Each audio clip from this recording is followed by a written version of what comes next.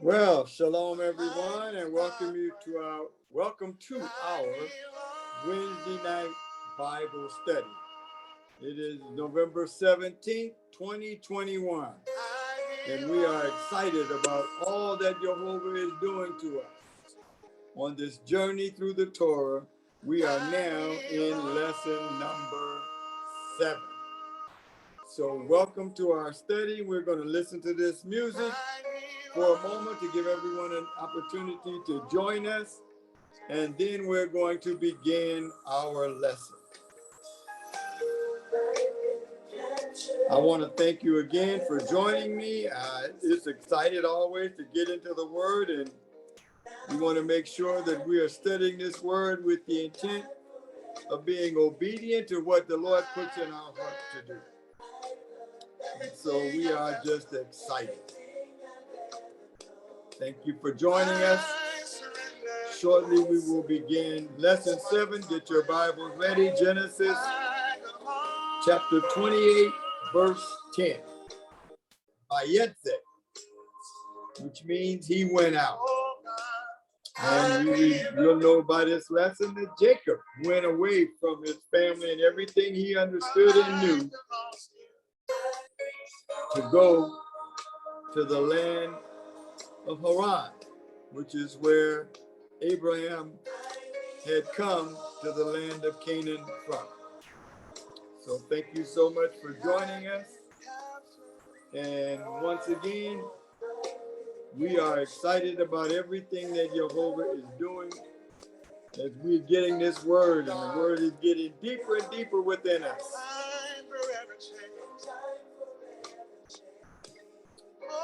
So we say shalom, which is peace and wholeness. Shalom, everyone. Now I surrender. My life is not my own. I belong. We don't own the rights to this music. We just use it as the vehicle to get our hearts and minds ready. And I know that as I'm preparing for the lesson, I'll have that word playing with songs of praise and worship. I'll have those songs playing because it keeps my focus. At least it helps keep my focus on the word and drowns out all of the distractions that are around. Come on, give along to Jesus. Can you say, I belong to you? I give you my everything, Lord.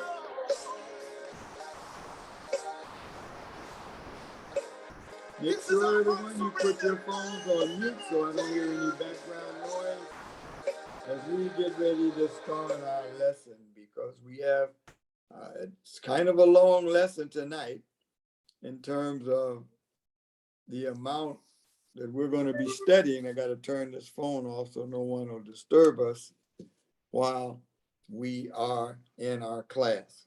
So again, welcome. Shalom, meaning peace and wholeness, to each and every one of you that have taken your time to be with us on tonight. So let us pray, and then we're going to begin our lesson.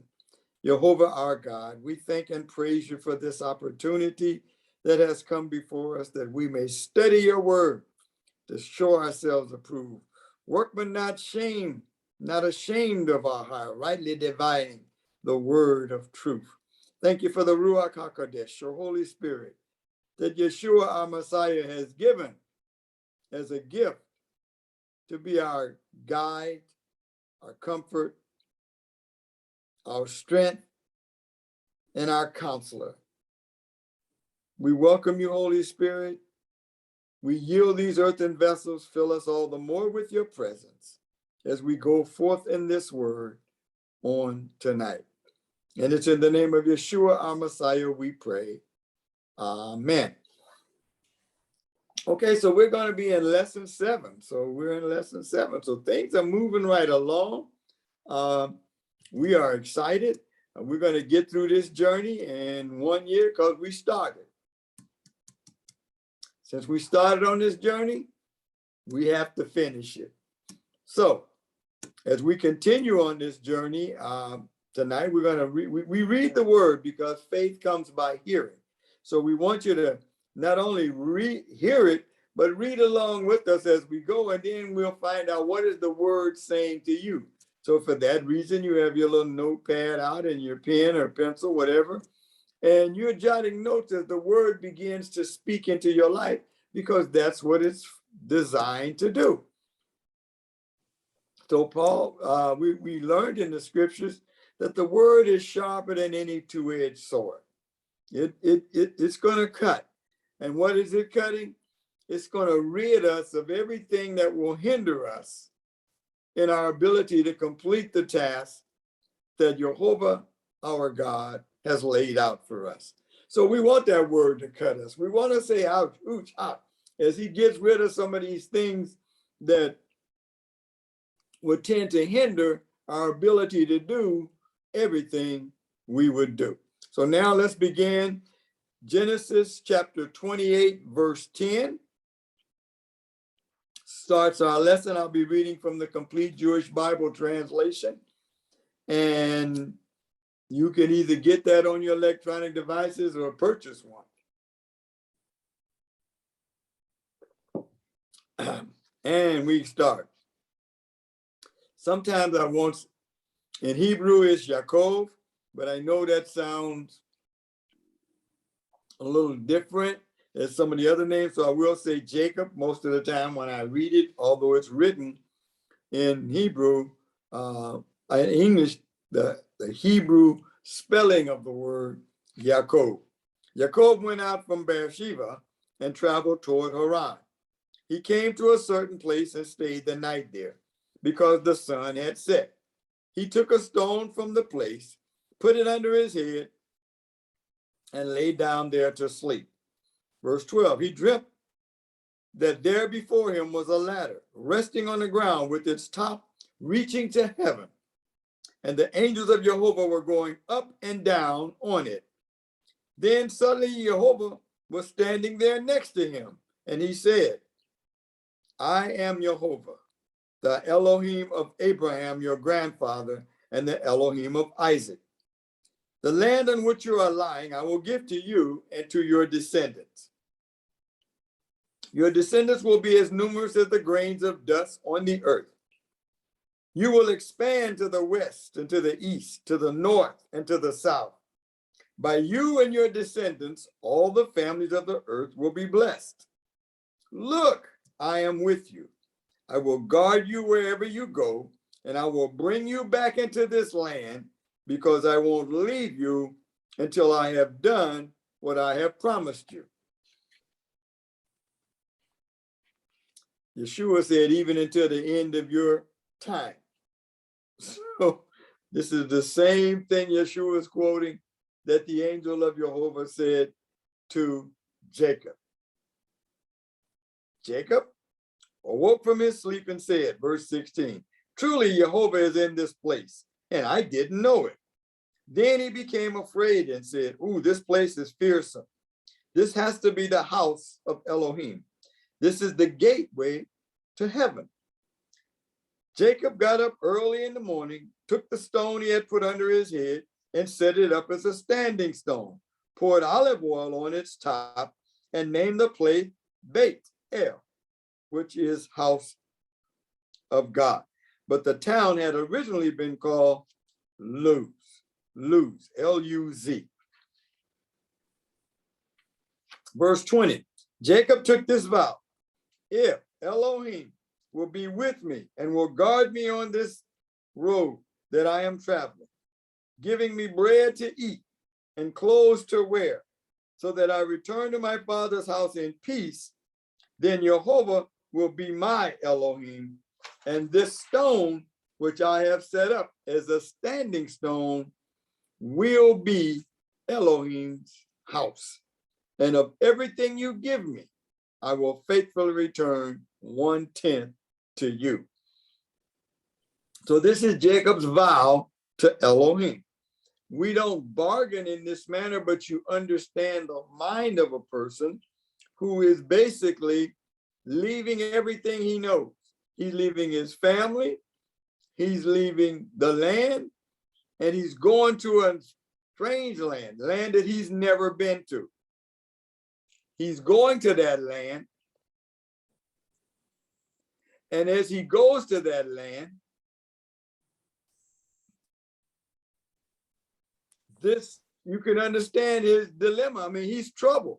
This land is not like a 2 or 3 day journey. It is a many day journey, almost 1,000 miles. So it's a long journey. Doesn't talk about people being with him, servants being with him, and camels and all of that. He's kind of striking out on his own to go to this land. Bible doesn't give us any more instructions about what he had with him. But when he gets there to where he's going, to Haran, to see Laban, then we'll find out that he basically had nothing. So this is why in his prayer, he's saying, look, I got to eat. So I'm sure he had some provisions, but not for a journey this far, not for as far as he was going to have to walk. He didn't have enough for that. But in any case, he's praying that Jehovah does guard him and keep him, and says, look, if you do this, when I get back, I will do that. Now, we don't bargain because we've already gotten the gift of Yeshua, our Messiah. Just because the story's in the Bible doesn't mean that that's something we're supposed to do, but we're supposed to use that and to get understanding about our particular journey in life. Because the journey, the ladder itself is a powerful symbol that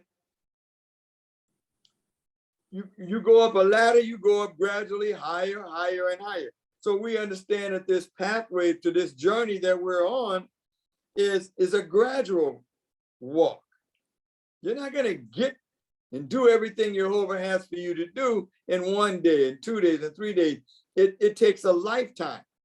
And so the ladder is symbolic of the slow pace you have to go, just as you go up a ladder, that slow pace that you use on your journey. You don't get discouraged. Even when discouragement comes, you're reminded who made the promise.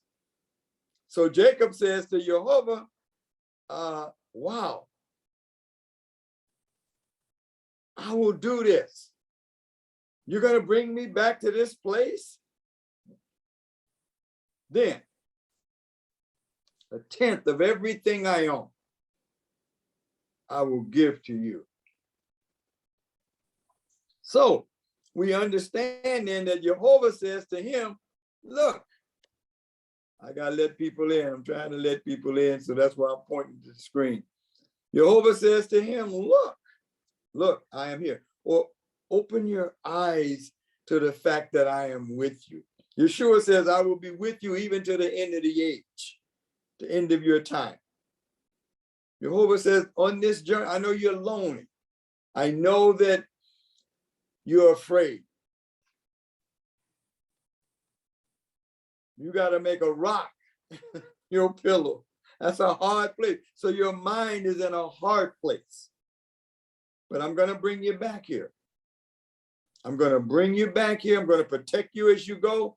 And you're going to find favor in this journey that you must take. So that's a good word that we all want to understand as we're looking through this. And when he says look, it means that this kind of look it's almost like you came upon an encounter. This is an encounter with the angel of Jehovah. And the angel is saying, look, give me your attention, because this is what I'm going to do with you. And you're going to need, Jacob's going to be gone a long time. The journey is long. Then when he gets there, he's going to be there a long time. And it's a land for which he is not familiar with at all. His mother and father will not be there. His servants, everyone he knows, will not be there. So this is when we have an encounter, sometimes we'll have a vision or we'll have a dream, or Jehovah will speak to our hearts and minds. And it's always designed to do what? Encourage us, point out some things that are going to take place in our lives, and the fact that he will be with us all the way. That should bring encouragement to each and every one of us. Now, we don't want to make vows. If you do, then I will do.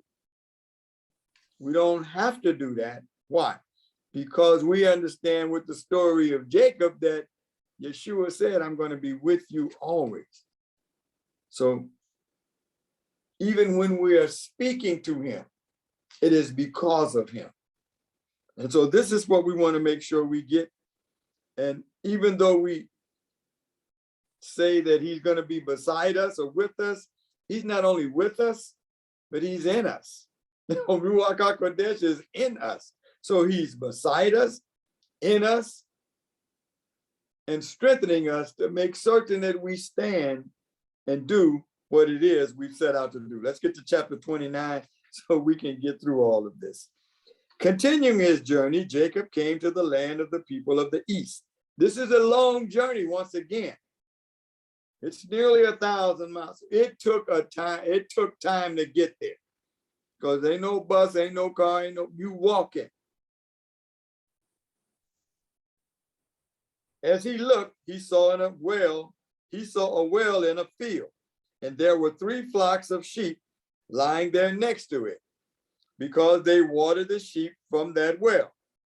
The stone on the well's mouth was large, and only when all the flocks had gathered there would they roll the stone away from the opening of the well and water the sheep. Then they would put the stone back in its place on the well's opening. Jacob said to these people that he saw, "My brothers, where are you from?" They answered, "We're from Haran." He asked them, "Do you know Laban, the grandson of Nahor?" They said, "We do." Jacob asked them, "Are things going well with him?" "Yes," they answered. "And here comes his daughter Rachel with the sheep." He said, "Look, there's still plenty of daylight left," for the same stranger says that, "and it isn't time to bring the animals home. So water the sheep, then go and put them out to pasture."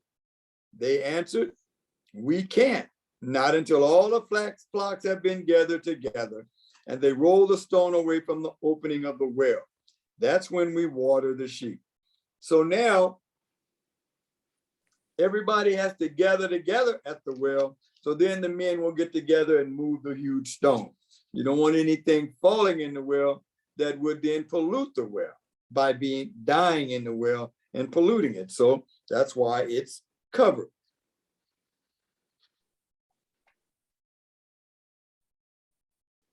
While he was still speaking with them, Rachel came with her father's sheep because she took care of them. When Jacob saw Rachel, the daughter of Laban, his mother's brother, and the sheep of Laban, his mother's brother, Jacob went up and rolled the stone away from the opening of the well and began to water the flock of Laban, his mother's brother. So now these men all gathered together to move it. Jacob moved it by himself. Jacob kissed Rachel, meaning hand, most likely,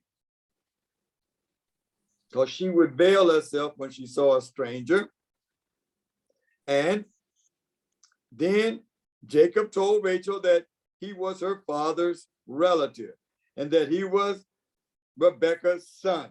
Rebekah was the sister of Laban. And she ran and told her father. When Laban heard the news of Jacob, his sister's son, he ran to meet him, hugged him and kissed him, and brought him to his house. Jacob told Laban all that had happened. Laban said to him, "You are indeed my own flesh and blood." After Jacob had stayed with him for a whole month, Laban said to him, now he's working this whole time, "Why should you work for me for nothing, just because you are my relative? Tell me how much I should pay you." Verse 16, Laban had 2 daughters. The name of the older was Leah, and the name of the younger was Rachel. Leah's eyes were weak, but Rachel was good looking. Leah's eyes were weak. Basically, it kind of meant that her eyes were probably not a deep brown, but were light blue or something like that. But Rachel was good looking with beautiful features. Jacob had fallen in love with Rachel and said, I will work for you 7 years in exchange for Rachel, your younger daughter. Laban answered, better that I give her to you than to someone else. Stay with me then. So Jacob worked 7 years for Rachel, and it seemed only a few days to him because he was so much in love with her. Verse 21, Jacob said to Laban, give me my wife, since my time is finished, so that I can start living with her. Laban gathered all the men of the place and gave a banquet. In the evening, though, he took Leah, his daughter, and brought her to Jacob. Remember, there would be the veil, face completely covered. And Jacob went in and slept with her. Laban also had given his slave girl Zilpah to his daughter Leah as her slave girl, or basically her servant. Verse 25, in the morning, Jacob saw that he was with Leah, and he said to Laban, what kind of thing is this that you've done to me? Didn't I work for you for Rachel? Why have you deceived me? Sounds familiar. Laban answered, in our place, that isn't how it's done, to give the younger daughter before the firstborn. Look at the wording there, before the firstborn. Esau being the firstborn. Jacob requesting the blessing. Finish the marriage week of this one, meaning Leah, and we'll give you the other one also in exchange for the work you will do for me during yet another 7 years. So you still are going to have to honor your vow and work another 7 years, but you can take her after 7 days. And so with that, Laban then gave to his daughter, Jacob agreed to this, so he finished her week, staying with Leah, and Laban gave him his daughter Rachel as his wife. Laban also gave to his daughter Rachel a slave girl named Bilhah as her servant. So not only did Jacob go in and sleep with Rachel, but he also loved Rachel more than Leah. Then he served Laban another 7 years. Now, during this time, Jehovah saw that Leah was unloved, so he made her fertile, while Rachel remained childless. Leah conceived and gave birth to a son, whom she named Reuben, which means see or seen. For she said, it is because Jehovah has seen how humiliated I have been, but now my husband will love me. She conceived again, verse 33, gave birth to a son and said, it is because Jehovah has heard that I am unloved. Therefore, he has given me this son also. So she named him Simeon, means hearing. Once more, she conceived and had a son. And she said, now this time, my husband will be joined to me because I have borne him 3 sons. Therefore, she named him Levi, which means joining or to join. She conceived yet again and had a son and said, this time I will praise Jehovah. Therefore, she named him Yehudah, which means praise. Then she stopped having children. So she was having them one after another. And this is during that 7-year period that Jacob was actually working to pay off the debt for her or Rachel instead. And so Jacob, in his journey, arriving at the place, we see the similarities between when Abraham has sent his servant to go to the same land to get a wife for Isaac. And he journeyed all that way, but he had a whole entourage with him. He wasn't alone. So he went with camels and everything else, loads and everything for the journey. But he also got to the land, saw a well, and asked the question and found out that Jehovah had blessed him. Just like Jehovah had blessed Jacob to find a place that he had never been, didn't know how to get there, but he found the place in the direction he was told to go. Jehovah guided him to get to that place.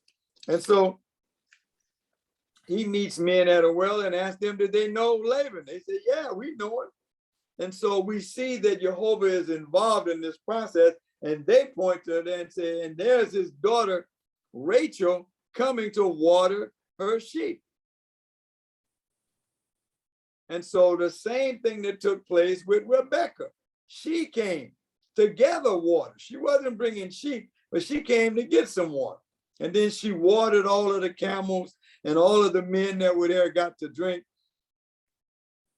And so that was a sign from you. So all of this points to the fact that Jehovah is honoring the word that he had said. Now, the trickster Laban, we see the similarity between the situation where what? He tricked him with, just as Jacob had tricked Isaac, the younger going in this situation, Jacob came for the younger, but he got the older, the firstborn. He said, no, the right should go to the firstborn. So the very thing that Jacob had supplanted had happened to him. And it is mentioned in the same way. Yet Jehovah is involved in making sure Jacob is safe. He gets to the destination he's supposed to be. He has the wife, he gets a wife. In this case, he's going to have two, but starts to have children. After 7 years, he started having children, which was the design that Jehovah would have for him to do when he got there, because he went to get a wife. And to wait, remember to wait until such time as maybe Esau would not be so angry. And so each time that Leah was having a child, then she would name the child a name that related to her situation with her husband, because what she desired more than anything was the love of her husband, to love her as much as he loved Rachel. But that was not the case. And so we go on, chapter 30. When Rachel saw that she was not bearing children for Jacob, she envied her sister and said to Jacob, give me children or I would die.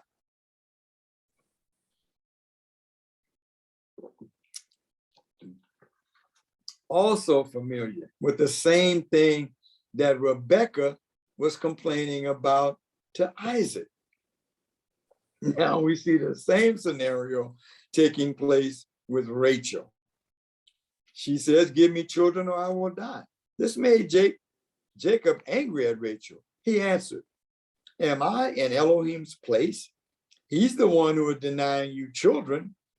And she said, here is my maid Bilhah.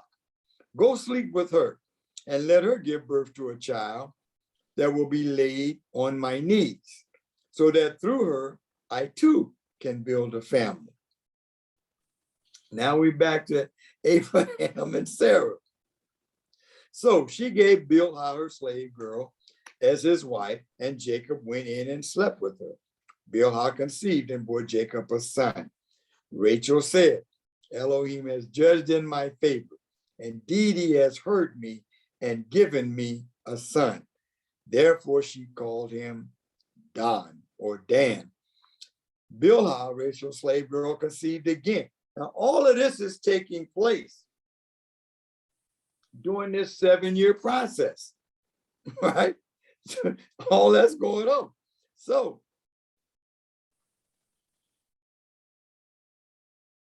she conceived again and bore Jacob a second son.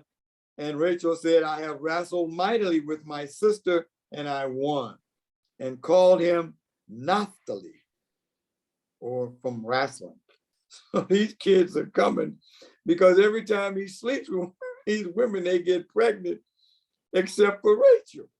Now, when Leah now saw that she had stopped having children after those 4, she goes through a period of a year or so and doesn't have a child. Then she says, oh my goodness, I'm going to give Zilpah, my servant girl, and give her to Jacob as his wife. So Zilpah now Leah gives Zilpah to Jacob also. And he goes and lies with her as a wife, and he lies with her, and she has a son. And Leah said, good fortune has come, calling him God, or we say Gad in English, but meaning good fortune. Zilpah, Leah's slave girl, bore Jacob a second son.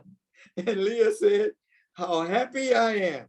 Women will say, I am happy, and called him Asher, or we say Asher, which means happy. During the wheat harvest season, Reuben went and found some mandrakes in the field and brought them to his mother Leah. Rachel said to Leah, please give me some of your son's mandrakes so that I can be fertile. Evidently, that was something that they believed in that land, that she would become fertile if she ate the mandrakes. But Leah answered, isn't it enough that you have taken away my husband? Do you have to take my son's mandrakes too? So we could see there was bickering going on between these two women. Rachel said, very well. In exchange for your son's mandrakes, you can sleep with him tonight. So she's going to send Jacob to Leah to sleep with her for the mandrakes. When Jacob came in from the field in the evening, Leah went out to meet him and said, now Leah didn't wait on Rachel to tell him. She went out and told him herself. She said, you have to come and sleep with me because I've hired you with my son's mandrake. So this is also kind of a knock at Jacob for not being loving to this woman, Leah, his wife. And so Jacob slept with her that night. Elohim listened to Leah, and she conceived and bore Jacob a fifth son. This is the 5th son of her that she's given to him. Leah said, Elohim has given me my hire because I gave my slave girl to my husband. She also called him Issachar. Well, this is basically showing that before this child was born, the other children were being born to the slave girl, because he said, because I gave my slave girl to my husband, and she called him Issachar, or the reward for giving the servant girl for a wife for her son. Then it says, verse 19, Leah conceived again and bore a 6th son to Jacob. Leah said, this is the 6th child of Leah. Leah said, Elohim has given me a wonderful gift. Now at last my husband will live with me, since I have borne him 6 sons. And she called him Zebulun, or Zebulun is what we say in English. After this, she gave birth to a daughter and named her Dinah. And we'll see how this comes into play later on in the life of this family. And this basically, that word kind of means controversy over rights or some kind of quarreling. Verse 22, then Elohim took note of Rachel, heeded her prayer, and made her fertile. She conceived and had a son and said, Elohim has taken away my disgrace. She called him Joseph, saying, may Jehovah add to me another son. After Rachel had given birth to Joseph, Jacob said to Laban, send me on my way so that I can return to my own place, to my own country. Let me take my wives for whom I have served you, and my children, and let me go. You know very well how faithfully I have served you. Laban answered him, if you regard me favorably, then please listen. I have observed the signs that Jehovah has blessed me on account of you. Name your wages, he said, I will pay them. Jacob said, you know how faithfully I have served you, and how I have increased, how I have served you, and how your livestock have prospered under my care. The few you had before I came have increased substantially. Jehovah has blessed you wherever I went. But now, when will I provide for my own household? Laban said, what should I give you? Nothing, answered Jacob.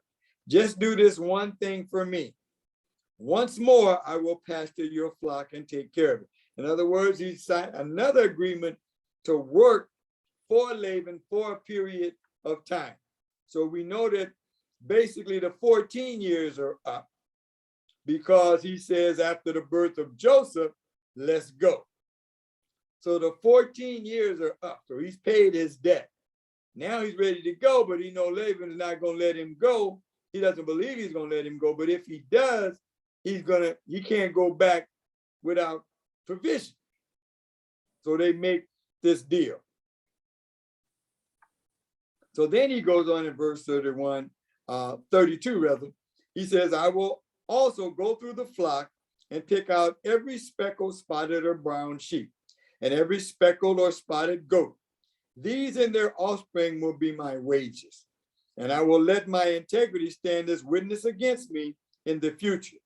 And when you come to look over the animals constituting my wages, every goat that isn't speckled or spotted, and every sheep that isn't brown will count as stolen by me. So anything you see that I'm ready to line up and say is mine, if it's not speckled or striped, which is something that doesn't ordinarily happen, Laban says, as you have said, so be it. So they make the deal. That day, Laban then removes all of the male goats that were streaked or spotted, and all the female goats that were speckled or spotted, every one of them, every one with white on it, and all the brown sheep, gave them to his sons, and put 3 days distance between himself and Jacob. So he takes all of the spotted animals or blemished animals and takes them away from the rest of the herd that Jacob is going to be taking care of, a 3 days journey. He's sitting way away and said, now let me see how many he's going to get. So then Jacob, verse 37, took fresh cut branches from a poplar tree, almond and plane trees, and made white streaks on them by peeling off some of the bark. So as you know, as you take a branch and you peel off the bark, up under the bark is usually a white branch. And so this is what Jacob did. Then he set the rods he had peeled upright in the watering trough so that the animals would see them when they came to drink. And since they bred when they came to drink, the animals mated in sight of the rods and gave birth to streaked, speckled, or spotted young. Jacob divided the lambs and had the animals mate with the streaked and the brown in the flock of Laban. He also kept his own livestock separate and did not have them mixed with Laban's stock. So every time something spotted came off, he set it aside for himself. And the animals that mated weren't, but every time they mated, what they had was speckled or spotted. So whenever the healthier animals came in the heat, Jacob would set up the rods in the watering trough so that the animals would see them and conceive in front of them. But he didn't set up the rods in front of the weaker animals. Thus, the more feeble were Laban's and the stronger were Jacob's. In this way, the man became very rich and had large flocks, along with male and female caretakers to help take care of them, camels and donkeys. So everything Jacob is touching is being fertile and is prospering. Later, we're going to learn what this was all about in terms of these animals, the peeling back of the bark, as if that is what caused the animal. Jacob is going to explain how that came about. But the one thing Jacob does know is that Jehovah has blessed everything he's done. So now during this period of time, as he's watching the flock, Laban is letting him alone, ain't bothering him, but sending people out there to help him. As Jacob asked for help, Laban is trying his best to make sure that whatever herd he believes that this herd is going to be so plentiful that Jacob is doing is going to make him even more rich. And so then we get to this fact that the 14 years have over. Now he's going through another period of time. And we're going to find out how long that period was, where he's taking care of these animals to build wealth to take back to the land, because he's got to take his children and all that. So he's going to need many animals to make this long journey back to eat on the way. And he wants the wealth that Jehovah has promised him. So we go to chapter 31.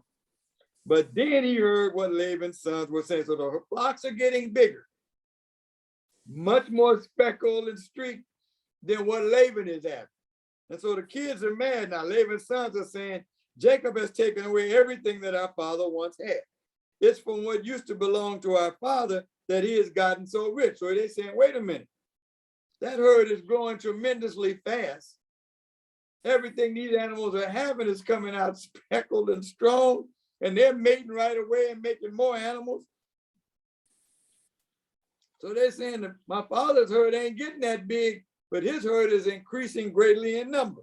And that all belongs to us. So we're gonna see what we're gonna do with that. He also saw that Laban regarded him differently than before. So now Laban has heard what his son said. And so now he's getting now I got to figure out a way to make sure I get all the animals. He's not going to honor his agreement, obviously. Then in verse 3, Jehovah says to Jacob. Now remember, before Jacob wanted to leave, but he realized I need to have goods and things to make this long journey with my family, all these young kids and everything. I need to have animals that can carry them, donkeys that they can ride on, camels that they can ride. All of this is what I'm going to need to make that trek back home. But this time in verse 3, at this particular point in time, now this is the set time. Set time is an important thing because we wonder when things are going to happen.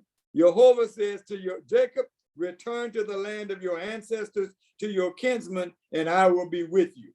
So Jacob sent for Rachel and Leah and had them come to the field where his flock was. He said to them, I see by the way your father looks that he feels differently toward me than before, but the Elohim of my father has been with me. You know that I have served your father with all my strength, and that your father has belittled me and has changed my wages 10 times. But Elohim did not allow him to do me any damage. If he said, the speckle will be your wages, then all the animals gave birth to speckled young. And if he said, the streak will be your wages, then all the animals gave birth to streak young. This is how Elohim has taken away your father's animals and given them to me. Once when the animals were mating, I had a dream. So now we're going to get into what actually took place with these rods. And there in front of me, the male goats which mated with the females were streaked, speckled, and spotted. Then in the dream, the angel of Jehovah said to me, Jacob. And I replied, here I am. He continued. Remember, that's the same thing Abraham would say. Here I am. I'm here. I'm listening. He continued. Raise your eyes now and look. All the male goats mating with the females are streaked, speckled, and spotted. For I have seen everything Laban has been doing to you. I am the Elohim of Bethel, where you anointed a standing stone with oil, where you vowed your vow to me. Now get up, get out of this land, and return to the land where you were born. Rachel and Leah answered him.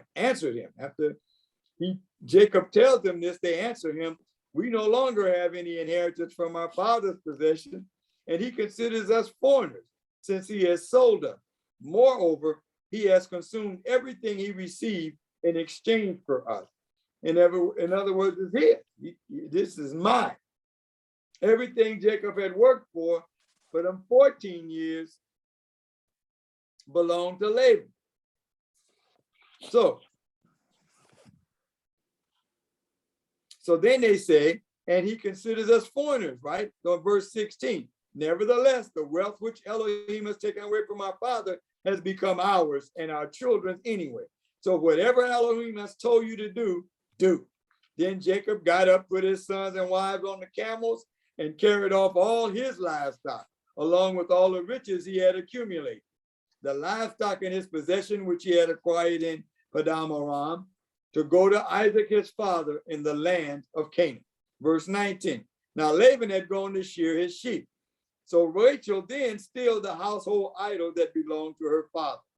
And Jacob outwitted Laban, the Arami or the Aramite, by not telling him of his intended flight. So Jacob ain't saying nothing, he just leaving.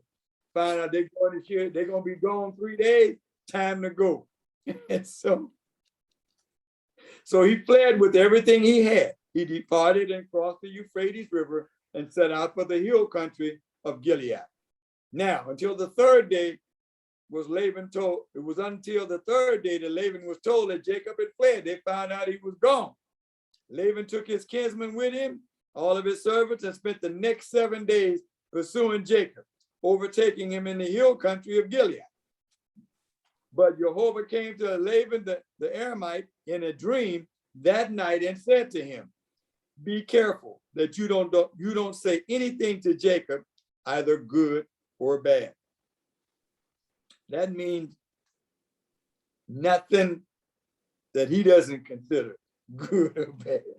So that means basically your life is in my hand. What you say, what come out your mouth, your life is in there. It's in your mouth's hand. Verse 25, when Laban caught up with Jacob, Jacob had set up camp in the hill country. So Laban and his king men set up camp right with him. Laban said to Jacob, what do you mean by deceiving me and carrying off my daughters as if they were captives taken in war? Why did you flee in secret and deceive me and not tell me? I would have sent you off with joy and singing to the music of tambourines and lyres. You didn't even let me kiss my sons and daughters goodbye. What a stupid thing to do. I have it in my power to do you harm. This is what Laban is saying, but remember what Jehovah told him. But the God of your father, the Elohim of your father, spoke to me last night and said, be careful that you don't say anything to Jacob, either good or bad. So he was getting close. Granted that you had to leave because you cleaning this up, because he was about to mess up, so he cleaning it up. He says, granted that you had to leave because you longed so deeply for your father's house. But why did you steal my gods? Jacob answered Laban, because I was afraid, I said, suppose you take your daughters away from, you would take your daughters away from me by force. But if you find your gods with someone, that person will not remain alive. So with our kinsmen, to witness, in other words, the servants I got, along with the ones you got, let them be a witness that if you find anything that belongs to you, take it back. Jacob did not know that Rachel had stolen these idols. Laban went into Jacob's tent, then into Leah's tent, and then into the tent of the two servant girls, but he did not find them. He left Leah's tent and entered Rachel's tent. Now Rachel had taken the household gods, put them in the saddle of the camel, and was sitting on them. Laban felt all around the tent, but did not find them. She said to her father, please don't be angry that I'm not getting up in your presence, but it's the time of my period. So he searched, but he didn't find the household gods. Then Jacob became angry and started arguing with Laban. What have I done wrong? He demanded. What is my offense that you have come after me in hot pursuit? You have felt all around and all my stuff, but what have you found of all your household goods? Put it here in front of my kinsmen and yours, so that they can render judgment between the two of us. I have been with you for these 20 years. So 14 years for the two wives, and then 6 years to build up his herd. So that's the 20 years he had been in that land. Your female sheep and goats haven't aborted their young, and I haven't eaten the male animals in your flock. So in other words, Jacob and his family couldn't even eat the animals unless it was the permission of Laban, right? And he said, if one of your flock was destroyed by a wild animal, I didn't bring the carcass to you, but bore the loss myself. You demanded that I compensate you for any animal stolen, whether by day or by night. Here's how it was for me. During the day, thirst consumed me, and at night, the cold. My sleep fled from my eyes. These 20 years I've been in your house, I served you 14 years for your 2 daughters and 6 years for your flock, and you changed my wages 10 times. If the Elohim of my father, the Elohim of Abraham, the Elohim of Isaac, had not been on my side, by now you would certainly have already sent me away with nothing. Jehovah has seen how distressed I've been and how hard I've worked. And last night he passed judgment in my favor. So Jacob got a little upset with this whole situation. And now he's jumping on Laban.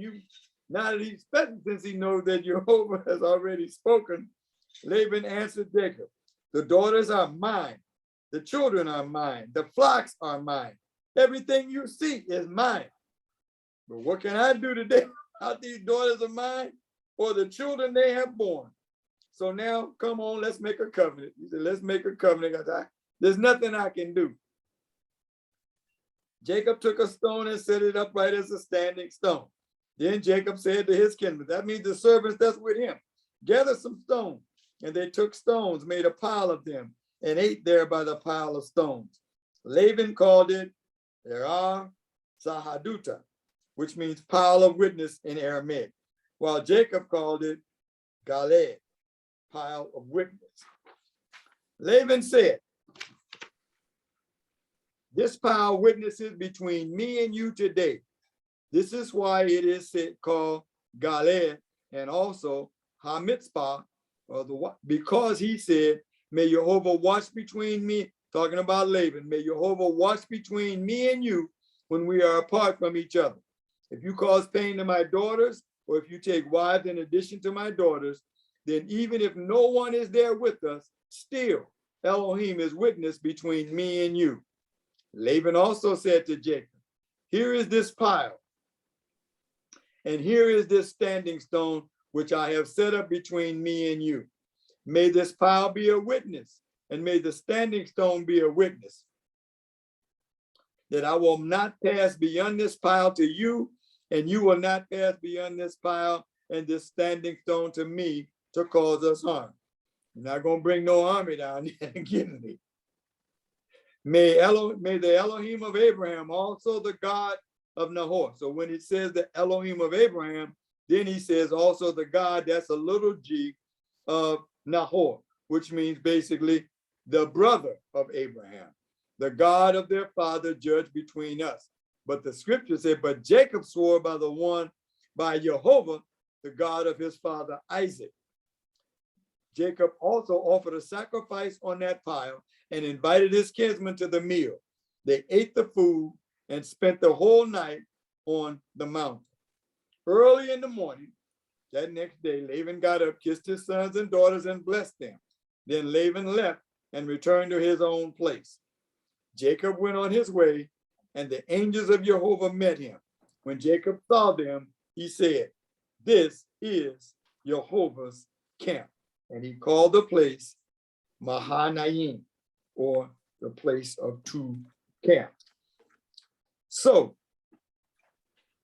we find in that Jacob hears the voice of Jehovah. He hears the voice and responds to it. So in his time of dreams or in his time of prayer, he hears the voice of Jehovah. And Jacob decides to then do what it is Jehovah had said to him in going to the land. And then while in the land, to do what the angel of Jehovah said to him. And also what the angel of Jehovah said to him about time to go. Go now. You can go now. This is the set time for you to depart. And I'm going to be with you. So it's going to go well with you. Jacob still did it at night when they were going away and all of that. Didn't tell him because he didn't want to fight with Laban about what was going on. And so that fear was still there with him more fear than trust in Jehovah. But as he's going, he's getting more and more bold, so that at the time that he had to tell Laban, well, basically tell him off, he let Laban know that, okay, since I got this Jehovah on my side, then what are we going to do now? And so with that, the covenant is made. Laban is going back and forth as he's talking to Jacob, because he really, his heart, it wants to say, it wants to come out and strike out against Jacob and cause some kind of conflict to happen. But Jehovah's already told him, don't say anything. Watch what you say, either good or bad. So whatever you say, it's going to come back on you. And so he says what he really wants to say in his heart, that they all belong to him. But at the same time, he puts it back, but I know Jehovah has blessed you. So ain't nothing I can do about it. Why? This is the battle that goes on within each of us when we've had something that Jehovah has told us. We're going to still have to have a battle. Let's remind, we're going to have to battle with doubt, circumstances, situation. You have to battle through all of that.